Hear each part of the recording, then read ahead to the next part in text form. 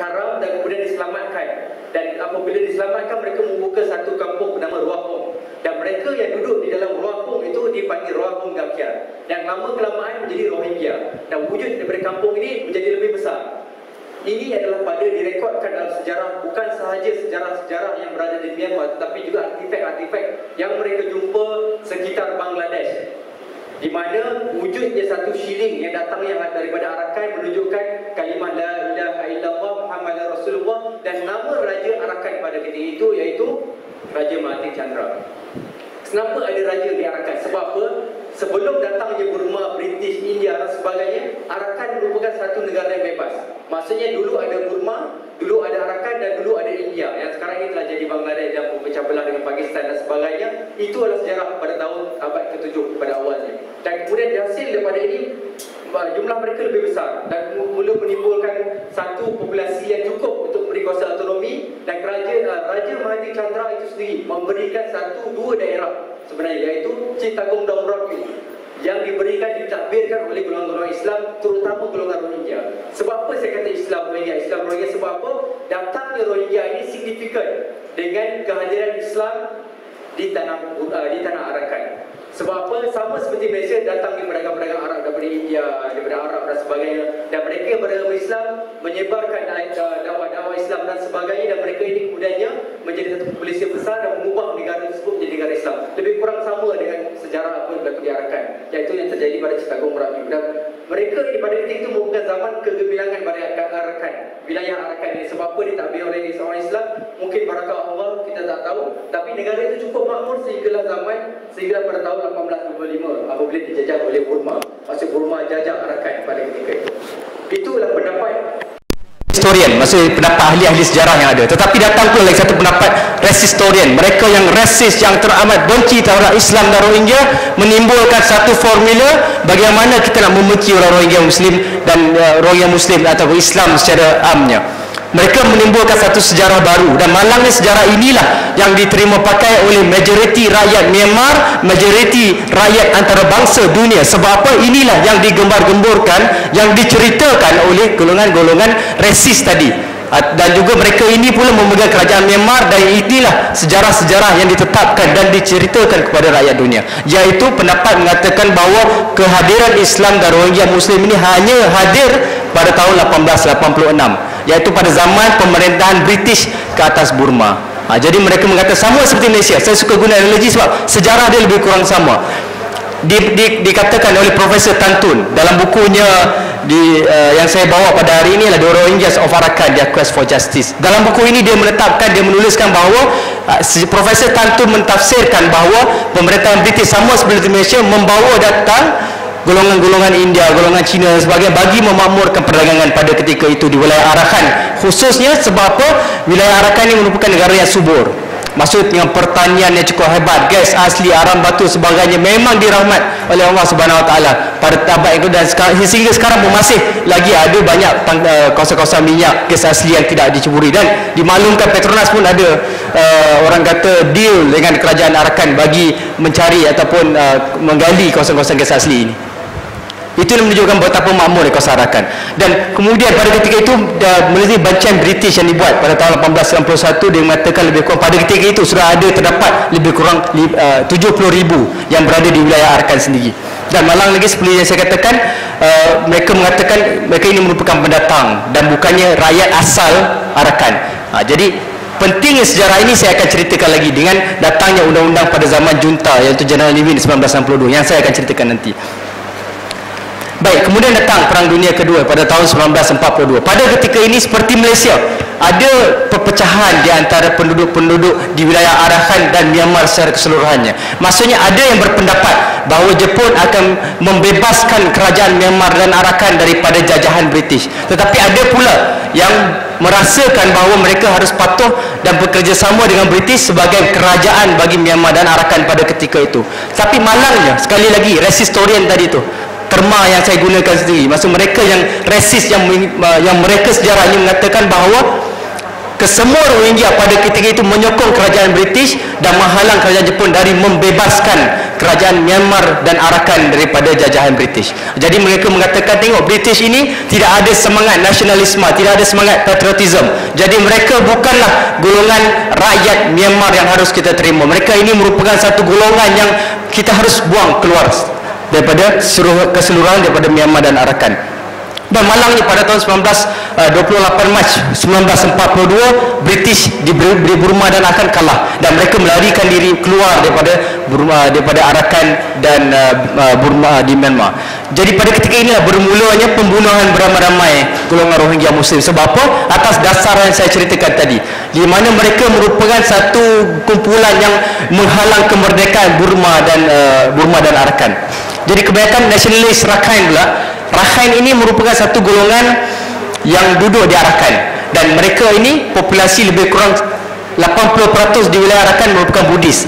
Jadi golongan ini dipanggil Rakhine Buddhis dan mereka inilah sebenar-benarnya orang kata mastermind. Mereka lah daripada mastermind sampai pelaksana bagi hukuman pembunuhan beramai-ramai Rohingya Muslim sehingga hari ini. Dan direkodkan pada tahun 1942 sudah pun terdapat pembunuhan dan selepas itu datang pula zaman merdeka Burma, iaitu pada zaman Jeneral Aung San ataupun bapa kepada Aung San Suu Kyi pada tahun 1947. Dia merangka perlembagaan bagi pembebasan Burma dari jajahan British. Pada ketika itu sudah cukup baik, iaitu pada tahun 1947 ada satu perlembagaan yang mengatakan terdapat 145 etnik di Myanmar yang akan diterima dengan gunakan prinsip jus soli. Maksudnya yang ada ini diterima pakai menjadi rakyat Myanmar pada tahun 1947, perlembagaan yang pertama yang memberikan hak yang sebenarnya kepada etnik Rohingya. Tapi perkara ini berubah selepas datangnya General Ne Win pada tahun 1962, rampasan kuasa selepas matinya General Aung San bapa kepada Aung San Suu Kyi. General Ne Win iaitu tentera-tentera juntanya mengambil alih dan mengatakan bahawa Burma akan lebih berjaya kalau kita gunakan sosialis. Dan inilah saat di mana setiap satu detail ataupun perincian hak-hak bagi golongan Rohingya ini ditarik sedikit demi sedikit. Ini boleh dilihat dengan pengubahan satu perlembagaan yang baru pada tahun 2008 yang akan saya ceritakan.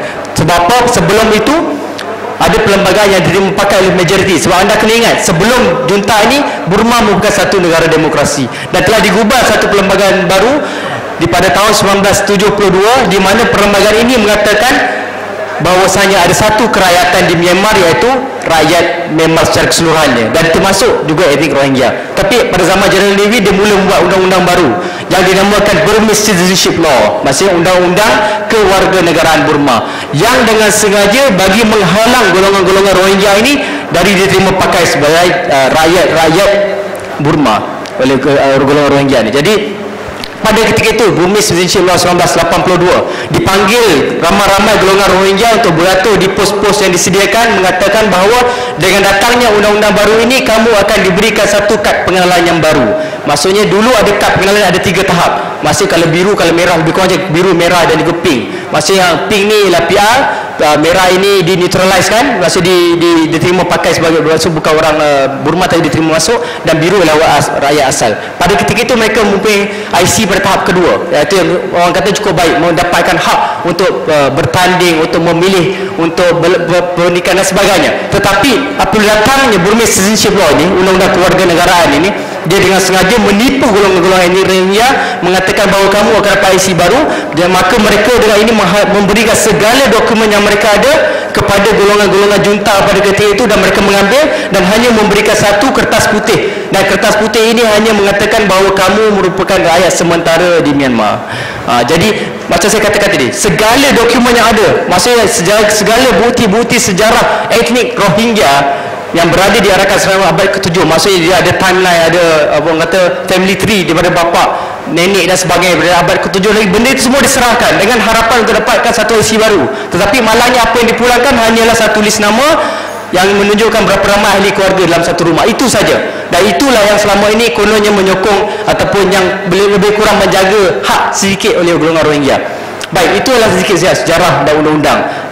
Tapi sekarang saya akan fokus dari sudut timeline. Daripada mana datangnya kewujudan keganasan yang saya ceritakan tadi. Pada 1942, kemudian 1968 waktu zaman junta, dan sekarang ini ialah pada tahun yang dapat direkodkan adalah 1997. Apabila satu wanita Rakhine Buddhis, maksudnya orang yang duduk di Arakan beragama Buddhis, mati di Rogol dan dan dibunuhlah. Maksudnya pada ketika ini mereka akhbar melaporkan bahawa beberapa orang kala, dan kala ini adalah satu gelaran yang diberikan khusus buat etnik Rohingya yang bermakna hitam, gelap, pendatang, hina dan sebagainya lah. Maksudnya gelaran yang paling rendah diberikan oleh kerajaan junta dan dipanggil dan diterima pakai oleh kesemua majoriti rakyat Myanmar sehingga hari ini.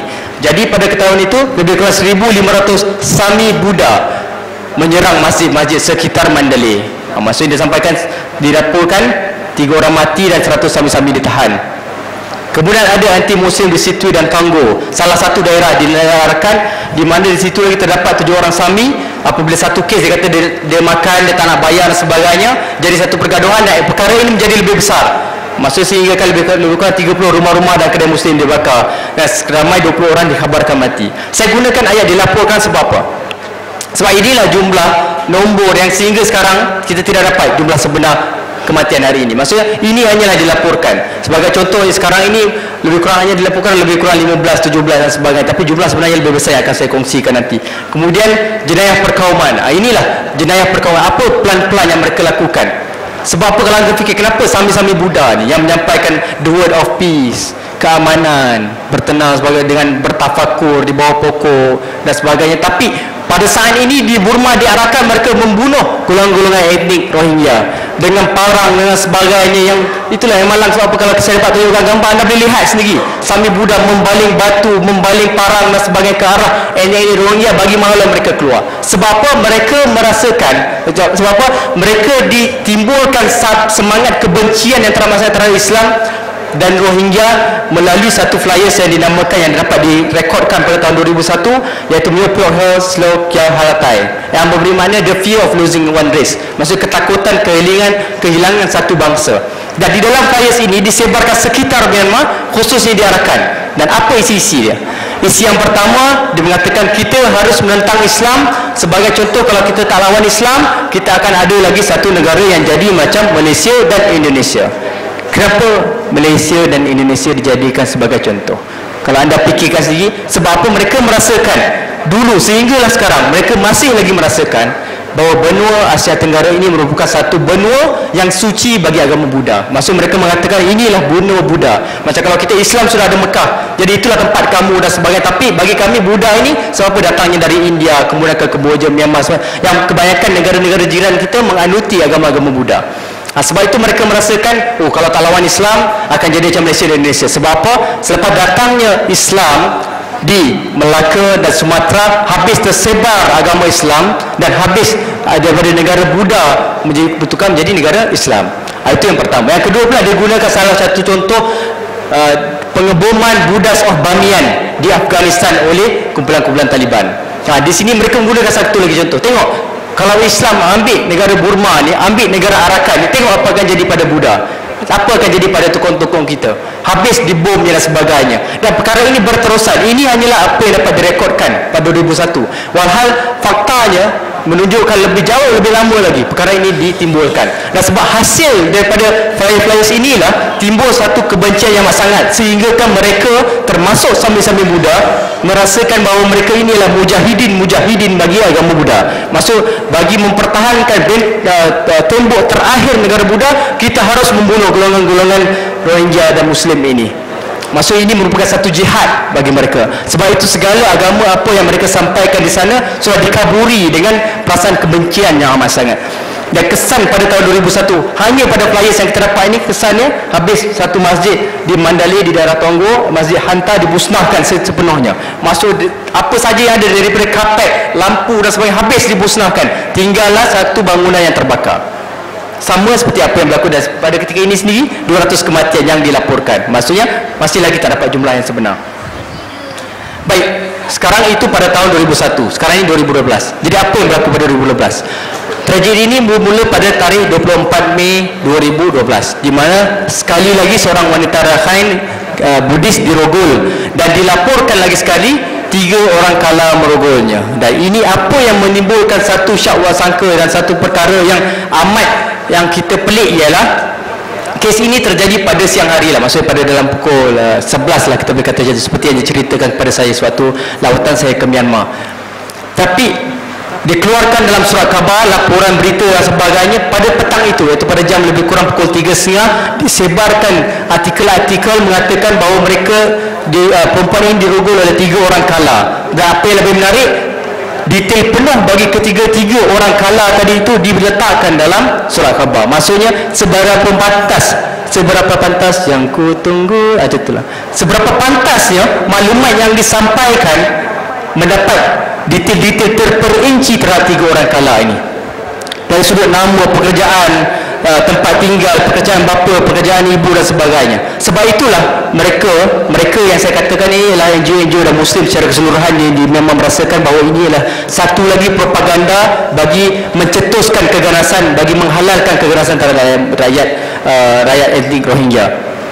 Sebab detail-detail ini mereka merasakan bahawa ketiga-tiga orang ini sudah pun dijatuhkan hukuman mati. Maksudnya mereka dah memang waiting untuk dihang lah, tunggu untuk dia, tapi dijadikan sebagai kambing hitam bagi melaporkan bahawa mereka ini yang merogol wanita Rakhine.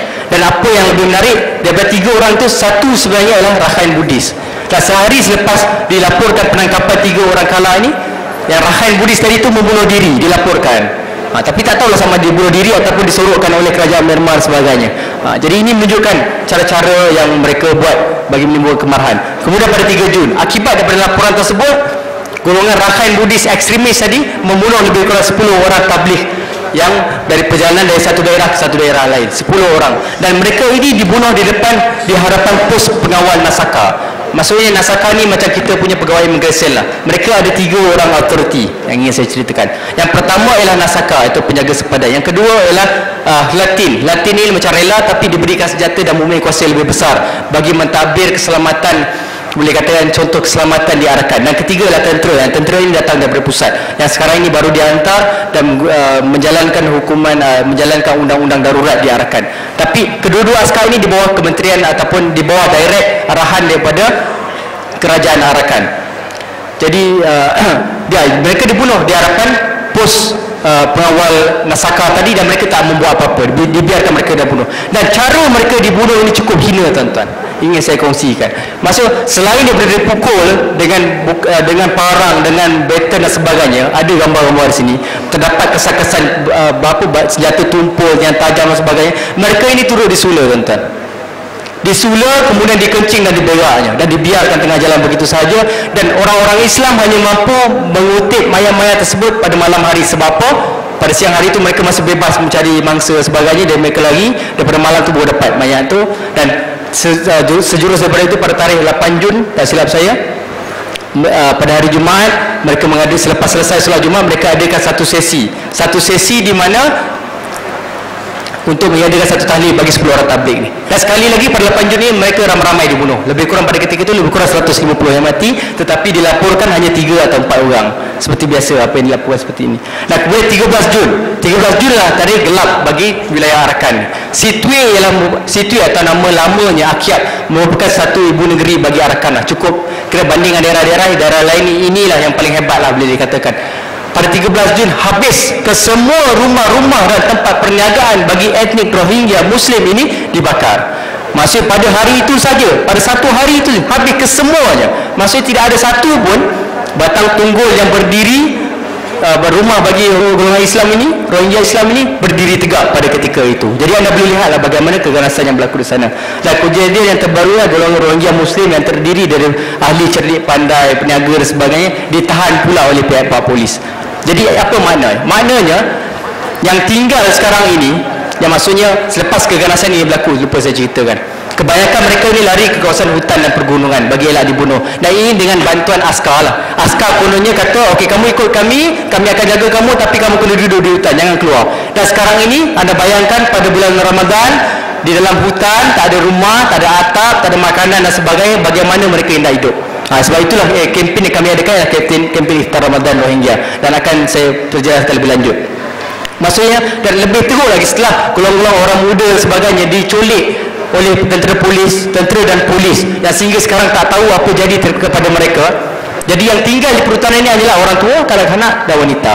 3 golongan ini saja, tuan-tuan dan puan-puan. Maksudnya bagaimana kalau kita fikirkan secara logik, 3 orang ini yang mungkin yang orang tua ni lebih kurang 70 lebih, 60 lebih, ingin mensara lebih kurang 100,000 orang etnik Rohingya yang berada di dalam hutan dan gunung-gunung ini. Dan kemudiannya mereka yang masih beberapa yang berada di bandar dipaksa tanda tangan satu borang, dan borang ini mengatakan bagi orang kata mengatakan bahawa diri mereka merupakan golongan pendatang dan bukannya etnik Rohingya. Ini yang ditandatangani, yang baru kami dapat daripada email NGO tempatan yang kita jumpa daripada sana. Jadi sedikit sebanyak yang saya boleh katakan, pada 11 Julai Global Peace Mission Malaysia dengan kerjasama Angkatan Malaysia ABIM pergi ke Arakan, pergi ke Myanmar dalam usaha masuk ke Arakan. Kita jumpa NGO tempatan bagi mendapatkan network dan lebih utama sekali bagi menjalankan satu misi yang dinamakan Fact Finding Mission, bagi mencari kebenaran. Dan di sinilah saya dapat beberapa dokumen, contoh-contoh di mana terdapatnya jenayah perkauman yang berlaku terhadap golongan-golongan Rohingya. Di antaranya ingin saya kongsikan sebab jauh datang ni daripada Myanmar, ialah satu majalah yang dinamakan Pasima Zone Magazine. Kalau anda lihat di sinilah legal, minta maaf cik. Mas kalau anda lihat ni kesemua inilah advisor board lah, dan advisor board inilah yang mengawal artikel apa yang keluar dalam Pasima Zone Magazine. Dan dalam Pasima Zone Magazine ini ada lebih kurang 2 artikel, dan artikel ini macam dikatakan dalam weekly magazine, tiap-tiap minggu akan ada satu atau 2 artikel yang mengatakan bahawa Rohingya ini bukanlah rakyat Myanmar dan sebagainya. Mereka mengatakan bahaya Islam, bahaya Rohingya dan sebagainya, menimbulkan cerita-cerita yang bohong lah terhadap Rohingya, bagi meneruskan rasa kebencian yang amat sangat terhadap Rohingya. Jadi sebab itu selepas berjumpa dalam usaha masuk ke Arakan, malangnya apabila kita sampai sana dah dapat diketahui oleh SB, dan mereka mencadangkan bahawa kita tak pergi pada kali ini dan kita akan pergi pada lain kali. Tapi apa yang kita dapat simpul di sini, kita berjumpa dengan lebih kurang 7 NGO tempatan yang diiktiraf oleh kerajaan, 1 ahli ilmuwan, dan kemudian 2 orang ahli politik Rohingya yang merupakan ahli parlimen di sana yang bagi membincangkan tentang masa depan. Itu tentang advokasi. Tapi fokus bagi kempen ini ialah kerjasama kita dengan NGO tempatan yang diiktiraf oleh kerajaan Myanmar. Sebab apa kerajaan Myanmar? Sebab apa? Kerajaan Myanmar ni masih ada, walaupun benci amat sangat, mereka tak tunjuk secara terus seperti yang berlaku dari kerajaan Arakan. Maksudnya kerajaan Arakan ni ada kerajaan negeri dia sendiri. Mereka ini yang teruk ni.